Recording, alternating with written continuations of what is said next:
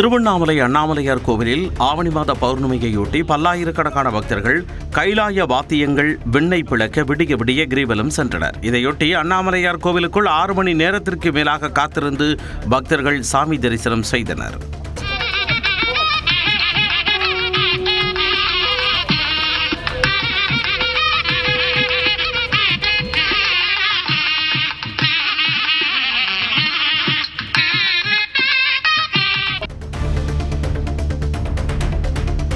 நாகை மாவட்டம் வேளாங்கண்ணி பேராலயத்தில் ஆண்டு திருவிழா நாளை தொடங்குவதை முன்னிட்டு தேவாலயம் முழுவதும் இரவில் வண்ண விளக்குகளால் ஜொலித்தது. விழாவில் பங்கேற்பதற்காக தமிழகம் மட்டுமின்றி வெளிமாநிலங்கள் மற்றும் வெளிநாடுகளில் இருந்தும் பல்லாயிரக்கணக்கான பக்தர்கள் வேளாங்கண்ணிக்கு வந்த வண்ணம் உள்ளனர்.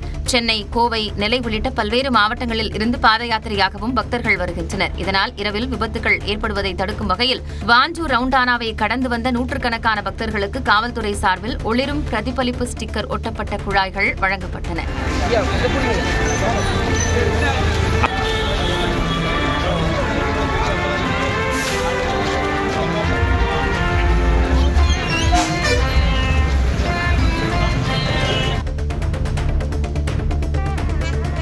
ஆவணி மாத பௌர்ணமியையொட்டி உலக புகழ்பெற்ற தஞ்சை பெருவுடையார் கோவிலில் ஆயிரக்கணக்கான பக்தர்கள் கிரிவலம் சென்று வழிபாடு நடத்தினர்.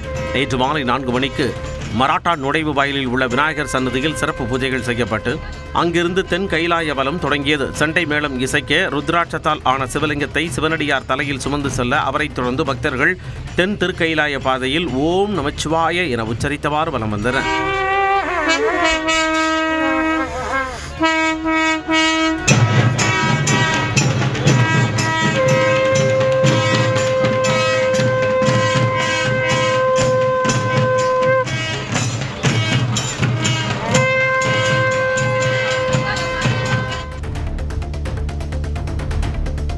சென்னை திருவேற்காடு தேவி கருமாரியம்மன் கோவிலுக்குள் பக்தர்கள் செல்போன் கொண்டு செல்வதற்கு வரும் 1ஆம் தேதி முதல் தடை விதிக்கப்படுவதாகவும் கோவில் நிர்வாகம் அறிவித்துள்ளது. திருக்கோவிலுக்கு வரும் பக்தர்கள் நுழைவு வாயிலின் உட்புறம் அமைக்கப்பட்டுள்ள கைபேசி பாதுகாப்பு மையத்தில் ₹5 கட்டணம் செலுத்தி செல்போனை ஒப்படைத்துவிட்டு டோக்கன் பெற்றுக் கொள்ளலாம் என்றும், தரிசனம் முடித்துவிட்டு டோக்கனை காண்பித்தால் செல்போனை பெற்றுக் கொள்ளலாம் என்றும் தெரிவிக்கப்பட்டுள்ளது.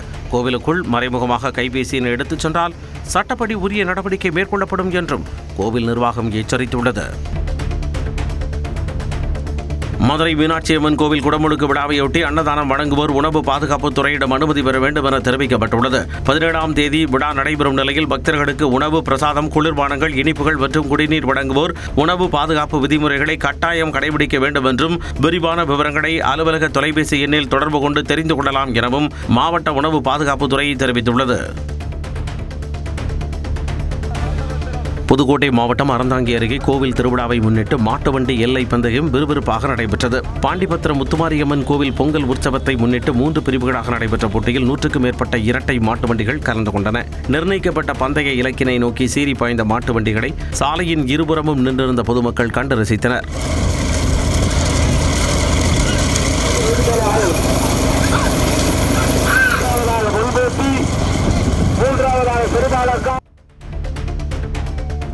புதுக்கோட்டை திருச்சி தேசிய நெடுஞ்சாலையில் சிப்காட் அருகே டாரஸ் டிப்பர் லாரி திடீரென தீப்பற்றி எரிந்ததால் பரபரப்பு ஏற்பட்டது.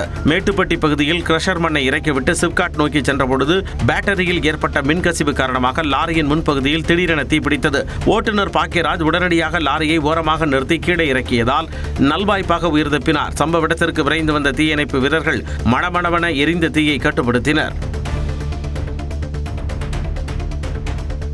சென்னை வில்லிவாக்கத்தில் தனியார் மருத்துவமனையில் பிறந்து 2 நாட்களை ஆன பச்சிளம் பெண் குழந்தை விற்பனை செய்யப்பட்ட வழக்கில் 7 பேர் கைது செய்யப்பட்டுள்ளனர்.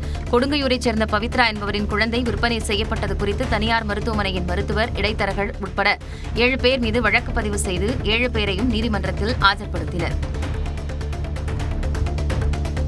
குடித்தலை அருகே கள்ளை கிராமத்தில் அமையவிருக்கும் மருத்துவ கழிவு சுத்திகரிப்பு நிலையத்திற்கு கிராம மக்கள் எதிர்ப்பு தெரிவித்தனர்.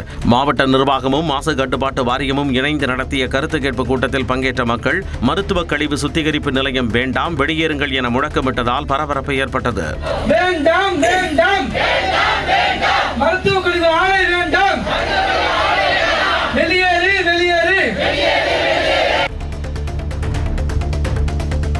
பழனியில் பெரியப்பா நகரில் அமைந்துள்ள குப்பை கிடங்கை மாவட்ட ஆட்சியர் துர்காமூர்த்தி நேரில் ஆய்வு மேற்கொண்டார்.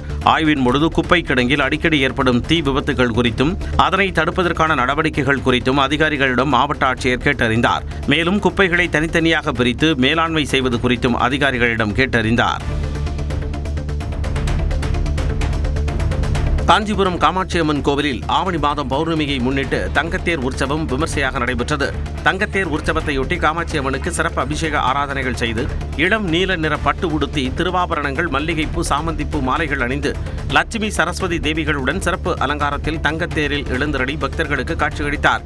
பின்னர் மேளதாளங்கள் முழங்க பக்தர்கள் தங்கத்தேரினை வடம் பிடித்து இழுத்துச் செல்ல காஞ்சி காமாட்சியம்மன் கோவில் வளாகத்தில் உலா வந்து பக்தர்களுக்கு காட்சியளித்தார்.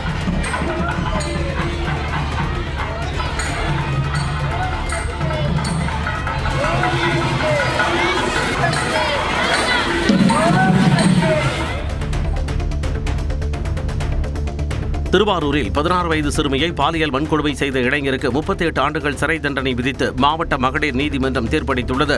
திருவாரூரைச் சேர்ந்த சுபஹான் அலி கடந்த 2021ஆம் ஆண்டு 16 வயது சிறுமியை பாலியல் வன்கொடுமை செய்ததாக போக்சோ சட்டத்தின் கீழ் கைது செய்யப்பட்டார். இந்த வழக்கு விசாரணை திருவாரூர் மாவட்ட மகளிர் நீதிமன்றத்தில் நடைபெற்று வந்த நிலையில் சுபஹான் அலிக்கு 38 ஆண்டுகள் சிறை தண்டனையும் 23,300 ரூபாய் அபராதமும் விதித்து நீதிபதி தீர்ப்பு வழங்கினார். தஞ்சை மாவட்டம் ஆடுதுறை பெருமாள் கோவில் கிராமத்தில் இடுகாடு வசதி ஏற்படுத்தி தர வேண்டுமென கிராம மக்கள் கோரிக்கை விடுத்துள்ளனர். ஆடுதுறை பெருமாள் கோவில் பகுதியில் இறந்தவர்களை அடக்கம் செய்ய சரியான மயான வசதி இல்லாததால் ஏற்கனவே அடக்கம் செய்யப்பட்ட இறந்தவர்கள் உடல் மீது ஒன்றன் பின் ஒன்றாக வைத்து அடக்கம் செய்ய வேண்டிய அவல நிலை இருப்பதாக கிராம மக்கள் வேதனை தெரிவிக்கின்றனர். சரியான சாலை வசதி இல்லாத காரணத்தாலும், மயான வசதி இல்லாத காரணத்தினாலும் பொதுமக்களும் மற்றும் இறந்தவர்கள் ஒன்றன் மேல் ஒன்றாக உடல்களை சரியான மயான வசதி இல்லாத காரணத்தால் இறந்த உடல்களை ஒன்றன் மேல் ஒன்றாக புதைக்கப்படும் ஒரு அவல நிலை ஏற்பட்டுள்ளது. இதை அரசுக்கு ஒரு கோரிக்கை வைக்கிறோம்.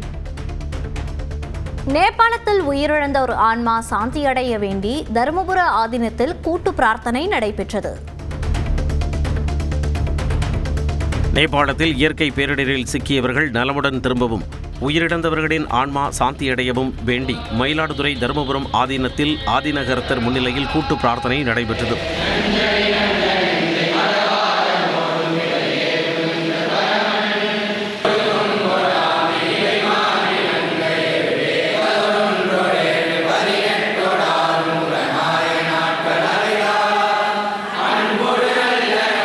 நேபாளில் சிக்கியுள்ள ஓய்வு பெற்ற உயர்நீதிமன்ற நீதிபதி சிவஞானத்தின் மைத்துனர் செந்தில்ராஜன் உள்ளிட்ட ஏராளமானோர் இந்த கூட்டு பிரார்த்தனையில் கலந்து கொண்டனர். திருச்செங்கோட்டில் உள்ள தனியார் இருசக்கர வாகன குடோனில் ஏற்பட்ட திடீர் தீ விபத்தில் 5 எலக்ட்ரிக் ஸ்கூட்டர்கள் உட்பட 7 வாகனங்கள் எரிந்து சாம்பலாகின. பச்சையம்மன் கோவில் அருகே பாலச்சந்தர் என்பவருக்கு சொந்தமான குடோனில் இந்த விபத்து ஏற்பட்டது. ஸ்கூட்டர்களின் பேட்டரிகளில் தீப்பற்றியதால் கடும் நெடி ஏற்பட்ட நிலையில் தீயணைப்பு வீரர்கள் மாஸ்க் அணிந்து 1 மணி நேரத்திற்கு மேலாக போராடி தீயை அணைத்தனர்.